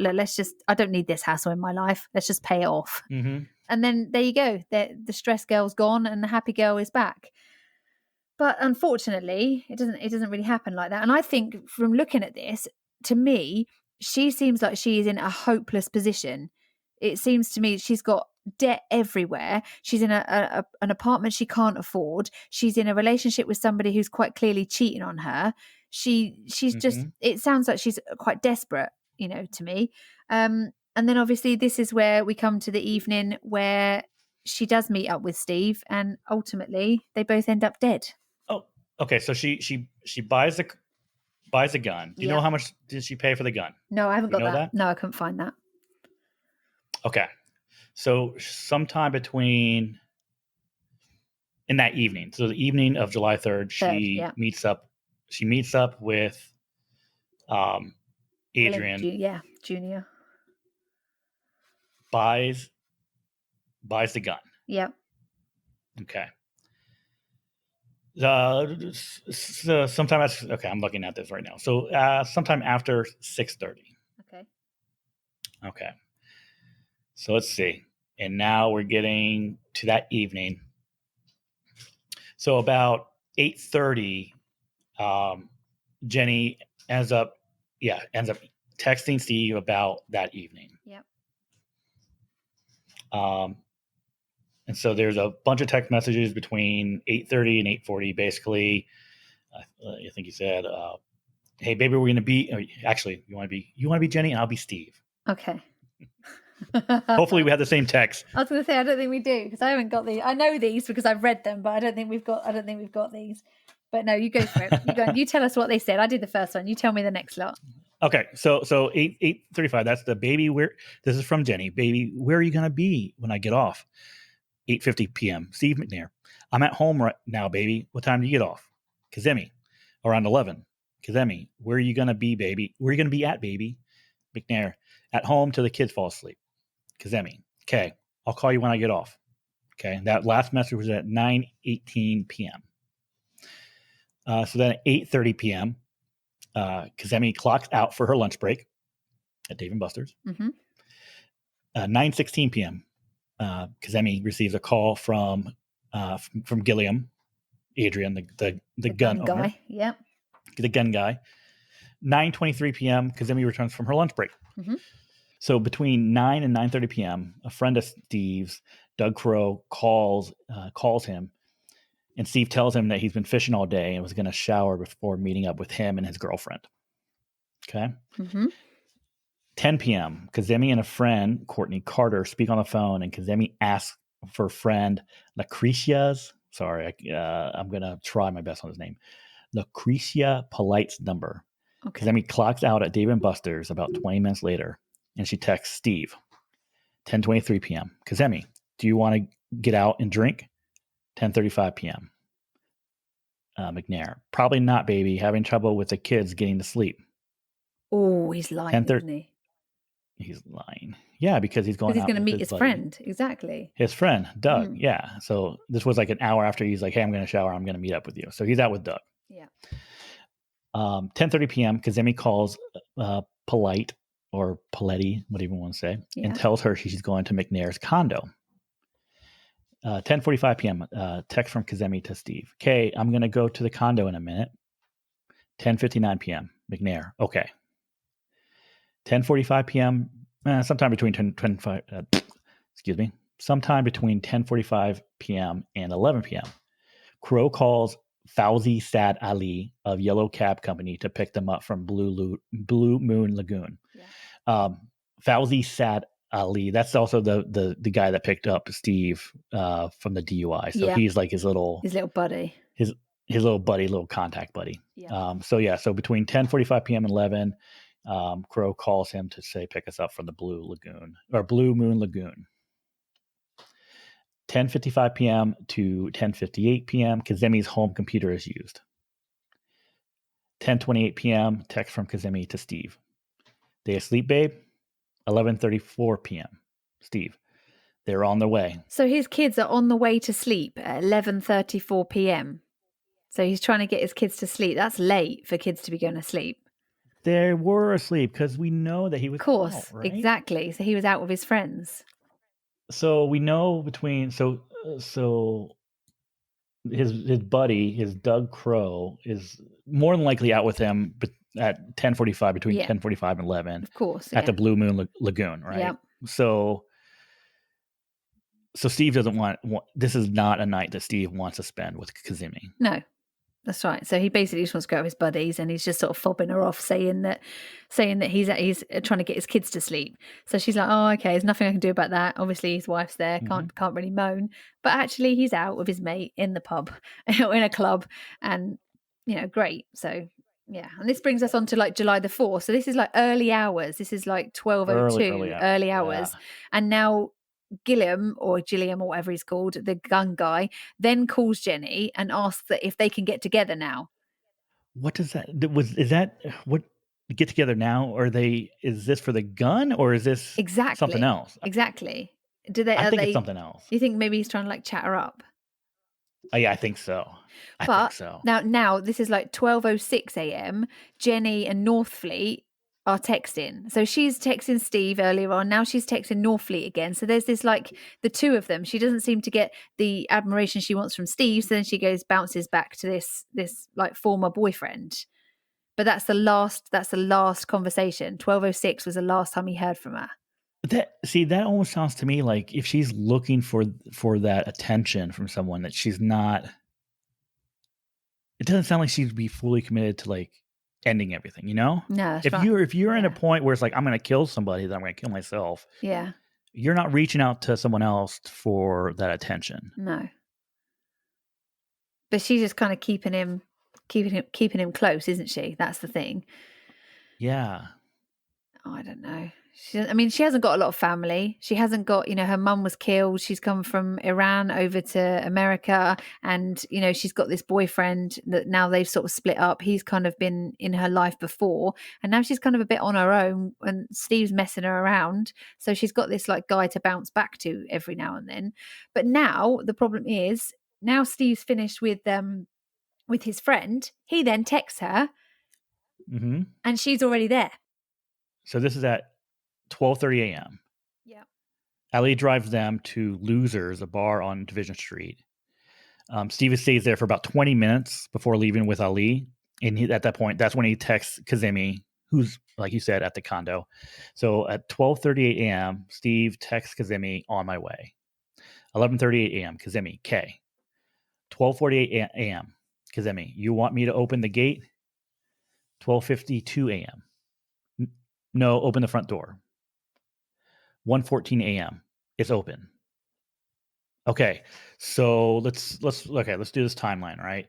So 12:30, we know that he gets dropped off at Losers. He stays for maybe 20 minutes. So we'll say by 12:50 a.m. he's leaving Losers with Ali, right? He's driving. So he leads with them. 12:38. Okay, so 12:38, he's on his way. Okay, he's not on his way. We know that. No. Still at Losers. That's right. 12:48 a.m. Okay, 12:48 a.m. Because do you want me to open the gate? He answers at 12:52 a.m. No, open the front door. Okay, so maybe around that time he's leaving, right? So about 12:52 a.m. We'll say he's either left or he's in the process of leaving. Yeah. Okay. So after the 1:14 a.m. call, Kazemi ends up placing a call to Steve. Yeah. We don't know what the call was about or what was discussed. Or whether he answers. Oh, yeah, exactly. 1:17 a.m., Gilliam, the gun guy. 3 minutes later. 3 minutes later, the gun guy texts Kazemi, you good. So he's texting her at like 1:17 in the morning, this gun guy. I mean, that's weird, isn't it? Yep. Yeah, and so they talk at 12, an hour and 15 minutes later, he's texting saying, hey, you good? Yeah. Which that's really complete, I don't know, could be complete out of context, but it's just strange, right? Right, you good. That's right, in the middle of the night. And now then we got the timeline in that between sort of 1:15 and 1:30 in the morning, Ali drops Steve McNair off at the condo where he sees Jenny's car and he watches Steve McNair walk to the door before he leaves. So he's a cab driver, this guy. So he drops him off at the condo and then leaves. Now this is like 1:30. Now he had messaged her at like 12:38 saying on my way. Now, I mean, this is like an hour later. Between 45 minutes and an hour later, yeah. So he's, he is an hour. But I'd be mad if I was her. Okay, but even if we were saying he left at 12:52 a.m., so we're talking at least, 25 minutes. Okay, I can see that. That might be reasonable. But bearing in mind, she thinks that he is putting his kids to bed. She doesn't know that he's out. She thinks that he's putting his kids to bed. So I mean, this is like, how long does it take to put some kids to bed? Surely, it's a bit strange. This is a very strange timeline, I think. It is. And actually, let me do this. While we have this up, Losers Division Street. I bet you it's not even. Oh, maybe it's still open. Who knows?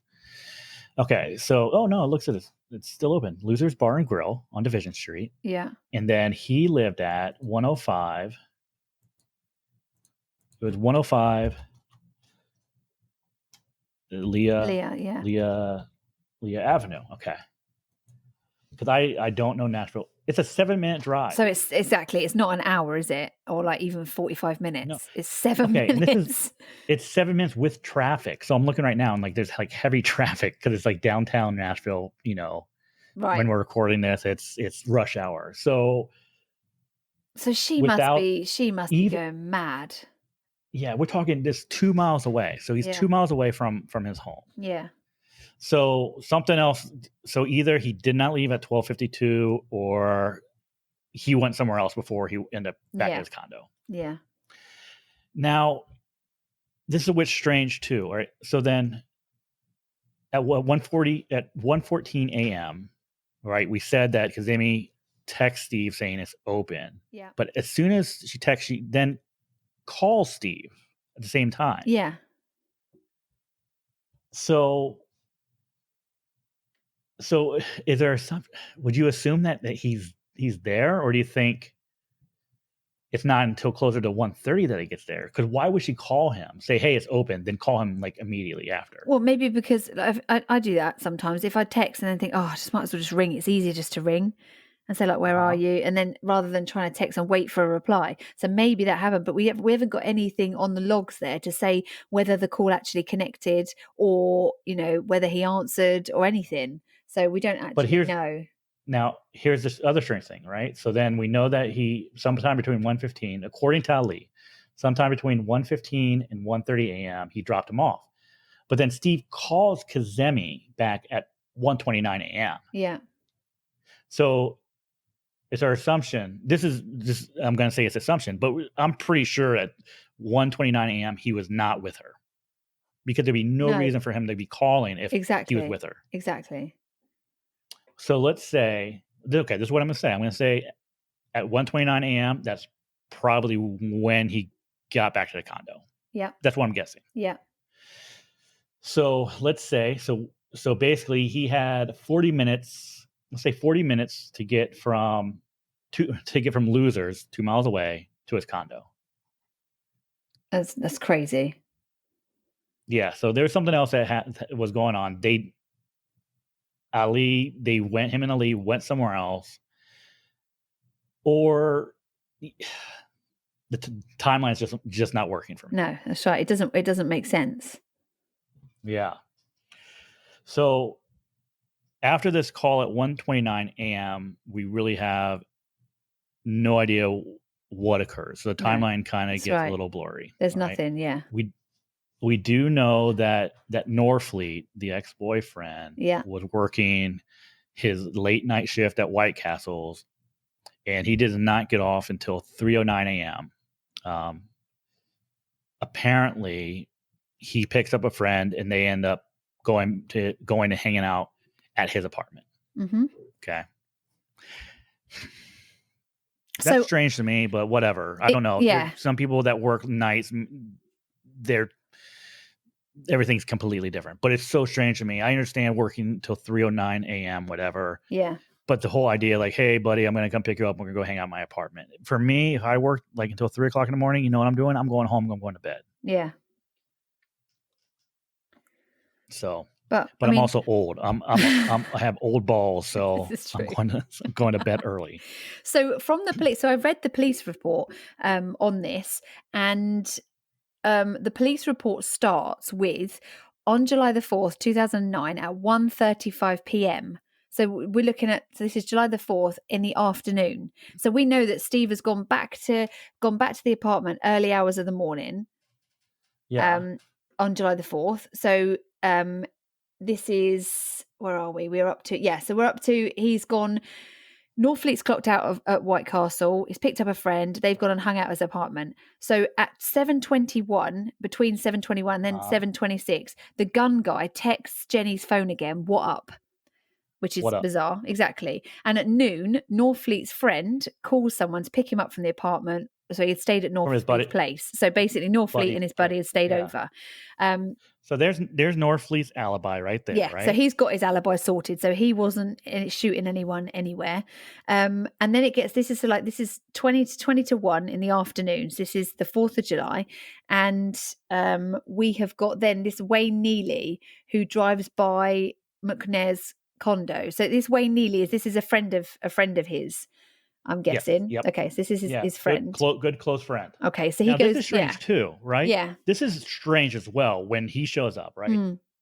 So 12:40 p.m. he shows up at his condo. Yeah. Now he goes into the condo. He goes in, walks in, goes. Well, when he walks in, he sees both Steve Yeah. and Jenny Yeah. laying on, I believe, on the couch, right? Yeah. He assumes that they're sleeping. He goes in, gets this I himself a find drink. really hard to believe. This is crazy. He goes in, gets himself a drink, comes back out. Then he realizes, oh my God. Yeah. I just found, so then so he sees them. He contacts a gentleman by the name of Robert Gaddy and tells him, he basically said, hey, I found someone shot inside the condo, and he didn't recognize who it was. No. Now, also, so his buddy who walks past the body, assumes they're sleeping, knows his friend is Steve McNair, right? He's friends with Steve McNair. That's right. Maybe he doesn't know who Jenny is. I can possibly, but knowing Steve is not hiding this at all. So maybe Wayne does know who Jenny is. Yeah. Gets a drink, sees them, goes, oh my God, someone's dead. I'm going to call up Rob. Hey, Rob, someone shot here at the condo. Don't know who it is. Yeah. Which is strange. And also, Steve, he found Steve. Steve was sat on the sofa. So he was sat upright on the sofa, and Jenny was at his feet. So she was on the floor at his feet. So that's not a normal way for people to sleep anyway. I mean, you'd expect if they were both lay on the sofa, perhaps you could sort of go, oh, they're asleep. But not like, not like that. So the police report that I read says that on July the 4th, 2009 at 1:35 p.m, a 911 call was placed to the emergency center in regard to 2 apparently deceased people inside an apartment condo at 105 Lear Avenue in Nashville. So the telephone call was made by the Robert Gaddy. And yes. So let's go back to the time. You mentioned the time, right? That was 1:35 p.m. 1:35 p.m. Wayne Neely, once again, Wayne Neely arrives at the condo at 12:40 p.m. Yeah, exactly. But he doesn't call Robert Gaddy until 12:51. So he's in that condo for 11 minutes. 11 minutes before he calls Robert Gaddy. So he doesn't call 911. He calls Robert Gaddy. Like, hey, there's someone dead here, right? Yeah, which is condo. Weird. He waits for Robert Gaddy to show up. They go back in the condo together. Yeah. So we don't know how long it takes for Gaddy to get there, right? I don't have anything on it, right? But what we know is it takes another 46 minutes until someone calls 911. Yeah. That's strange. So 55 minutes since Wayne Neely gets to the condo, the 911 call is made. Yeah. That's a long time. That's a really long time. I mean, yeah, I think that's really weird. Okay. Why isn't your first call to 911? Okay. First question. Exactly. Why is it not? Why is it not to 911? Surely the first call would be, oh my God. Why would it be to a friend of yours? I don't get that. Yeah. And so then you call your friend. So, okay, second question. You call your friend. Yeah. You leave. You wait for your friend to show up. Yeah. Before you still haven't called 911. But you still haven't called 911. That's right. That's just weird. Then it's the friend. It's not even the guy that finds the body. It's the friend that he calls to come see the bodies that calls 911. Yeah. So now on the crime scene observations, it says that both bodies were inside the living room. McNair was on the sofa and his body was leaning to the left side.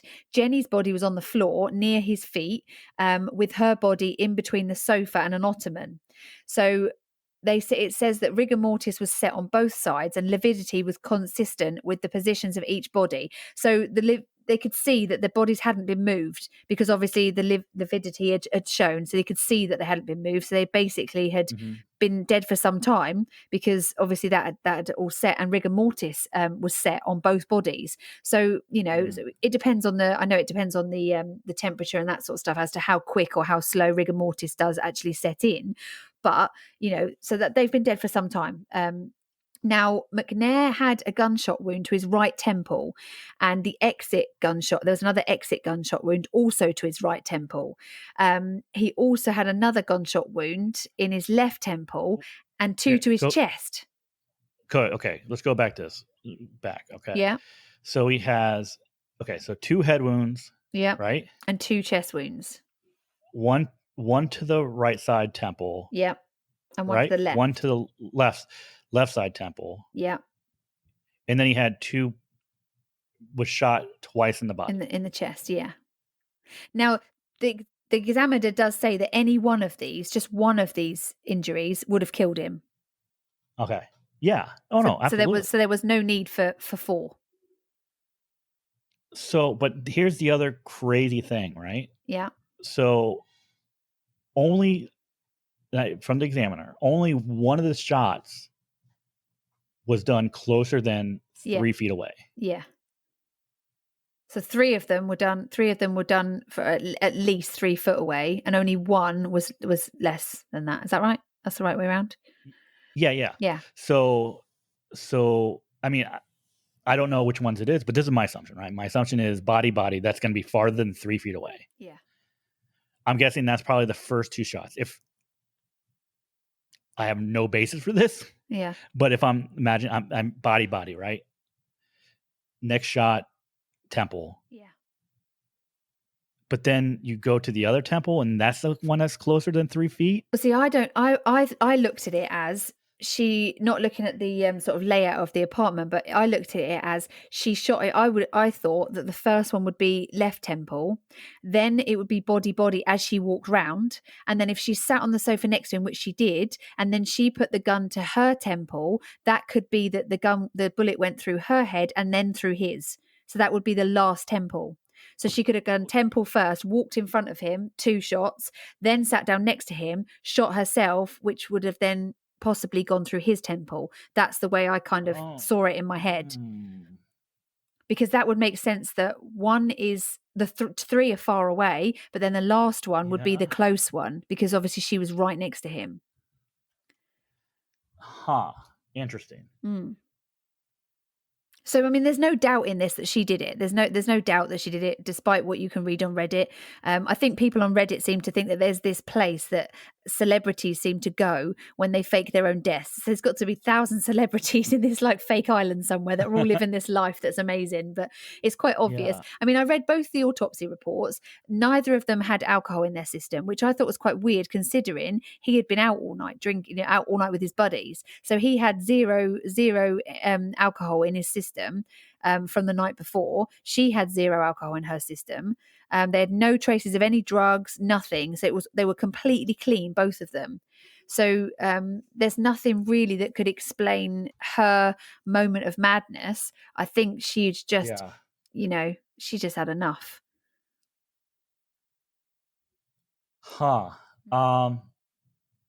gotta think about that. No, I think okay.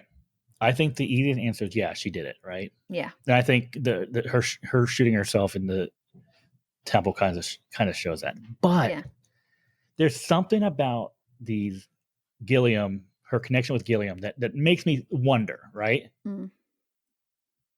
Like the text, hey, you good? What up? Yeah. I don't know. I mean, I don't know. It is strange. I mean, at the crime scene, it does say that there is bullet holes in the wall, and they have led to the conclusion that he was seated on the sofa and was likely asleep, because there's no defensive wounds, there's no defensive posture. He was just like sort of laid back. But then in the police report, which I couldn't find it in the autopsy report, but in the police report, it says that McNair's blood alcohol level was 0.15%, which is nearly double the standard for legal intoxication. So this could support the fact that he was drowsy. But when I read through the actual when I read through the actual autopsy report, looking at the toxicology report, there was nothing to say anything about alcohol. So that was a bit strange. So was he just, was she, and the reason that, I mean, she was dressed in pink shorts, a pink top and a pink bow in her hair. So she was dressed right up, and they believe that she shot herself, sat next to him on the sofa and shot herself in such a way that when she died, she would fall into his lap. And because he was shot so many times, the police are led to believe that it was an overkill. And obviously we know with overkill that tends to be, some sort of care is some sort of that somebody really cares about this. They just want it over because you just want to make sure it's done. And she, instead of falling into his lap in like a possessive kind of manner, she ends up sliding down his leg and falls at his feet on the floor. So the gun then goes under her head. Her. Yeah. So she. So yeah. Okay. So it looks like she's, I mean, the outline of blood on the carpet and the pooling of the blood is consistent with with her falling. And, so now because of the lividity on both of their bodies, that shows that neither body was moved prior to the arrival of the police. So they were, that's how they sort of landed, if that makes sort of sense. No, that absolutely does. Yeah. There was no gunshot residue on his hands, so only on her hands. The gunshot residue was on her left hand, and that works. Yeah, so that works with the positioning of her and how she sort of fell. So I just think it's another one that's really sad. It's just, she seems to be at the end of her tether, but this wasn't the way to do it. Really, it's not the way to sort things out, is it? No, not at all. It's basically two people making very poor decisions in life, and now it's tough because, like, Steve McNair didn't deserve to die. Yeah, he wasn't the best husband in the world. He wasn't. What he was doing was not right. No. And then what he was doing with Jenny wasn't right because he was leading her to believe that there was more to it than what it actually was. So you have you're seeing someone who is in a bad spot, and you're not doing anything to help them get out of that spot, and you're actually making it a lot worse. Yeah, and she's she's 20, so she's a young girl. I mean, he's 35, married with like 4 kids. So you would have hoped that he would sort of known better than. I mean, obviously he didn't know that this was going to happen. I mean, nobody sort of knew this was going to happen, but it just seems. I think it just seems a very strange way. I mean, she's kind of desperate. I can see how she's got herself into this sort of desperation. I get that.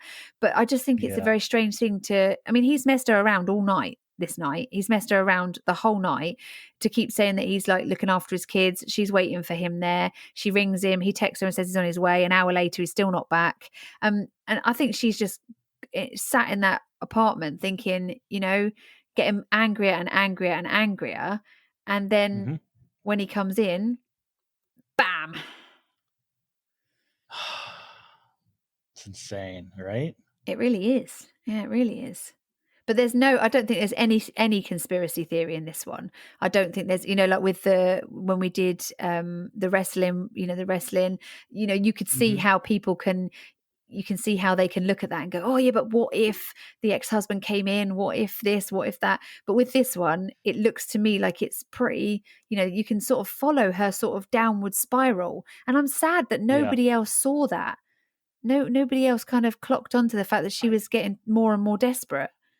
I think there was one person that did see it. Yeah. And I think it was Northleaf. Ex-boyfriend. I think it was That's right. Ex-boyfriend. Yeah. Yeah. And that guy is trying all he can, not earning a lot of money, but he's trying all he can to try and help her out of it. Yeah.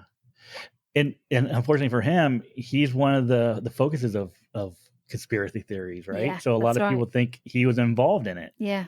That he was the ex-boyfriend who was pissed off at Steve McNair for messing around with his ex-girlfriend, and he wanted her back, and yeah. So, but yeah, it's so unfortunate. But he's got. I mean, There's he's got an alibi though, right? Hasn't he? He's got an alibi with his friend that they were there together all from night. So hmm yeah, and he worked late, and then he went out with his buddy. yeah, And I honestly, and yeah, there's a lot of strange things that occurred after the murder. Yeah, you have Steve McNair's buddy who doesn't call the police right away. that's and weird. It's like, what is he trying to hide, and what is he Yeah. trying to do? Yeah, You have the gun guy Gilliam, who yeah. I think he's just trying to get with her. That's what it seems I think like to so. me, right? Yeah, that's right. He knows that she's sort of, she's bought a gun off of him. He knows she's obviously, you don't just go and buy a gun off a random stranger, which she did. And so maybe he's like, she's got a famous boyfriend. She's got a bit of money. Perhaps, he was having money troubles. Maybe he's just trying to get with her just to, maybe liked her. Maybe that's all it was. Yeah. Why? See, I don't understand why you would sell her a gun, man. No. But I think the strangest thing in the whole thing, I think the strangest thing is the fact that Robert Gaddy was the one that made the telephone call, not his friend that found Steve McNair and her, and the fact that Wayne McNeely was there for nearly an hour before they phoned 911. Like, what was he doing in that? What was he doing in the apartment? What was he hiding or moving, or what was going on? Because if I walked into my friend's apartment and they were dead there in a chair, the first person I'd be calling is the police, not a friend of mine. So that's just, I find that's the strangest thing out of the whole case.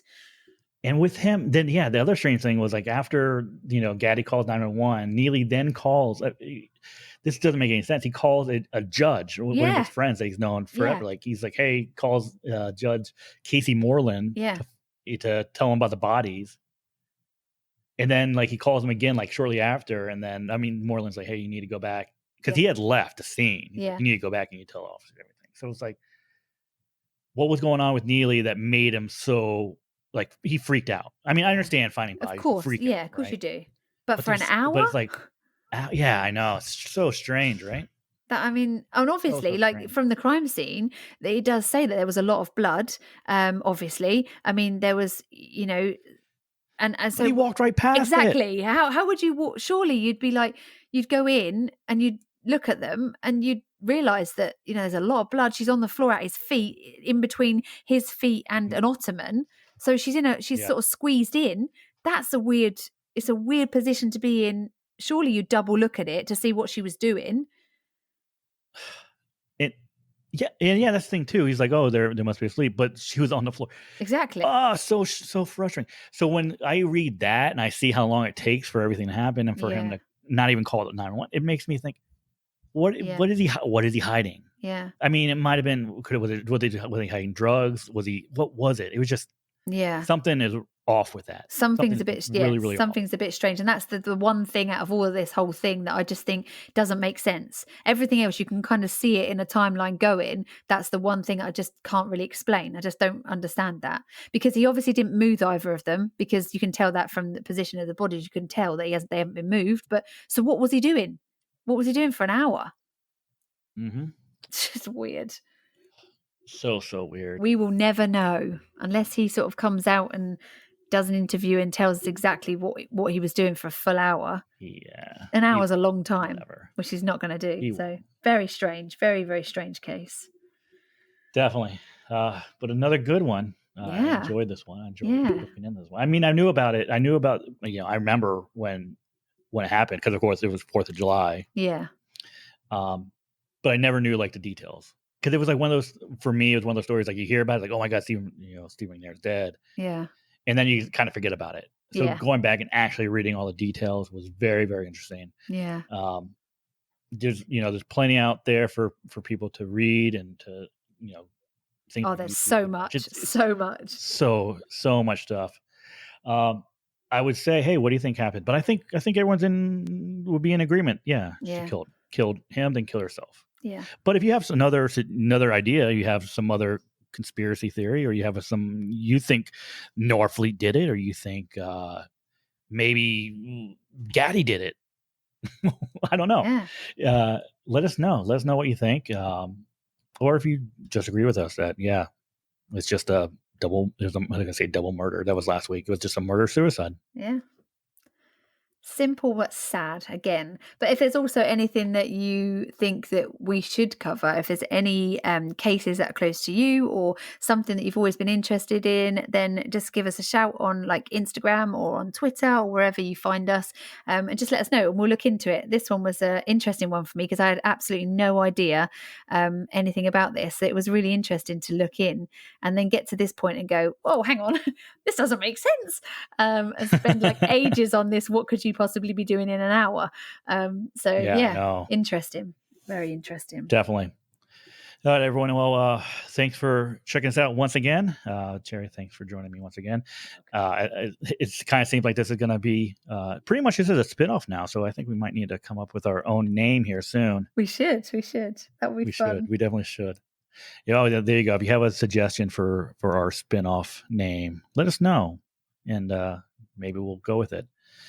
But for Cherry, for me, Morgan, not for Captain because he's not here. I want to thank you for listening.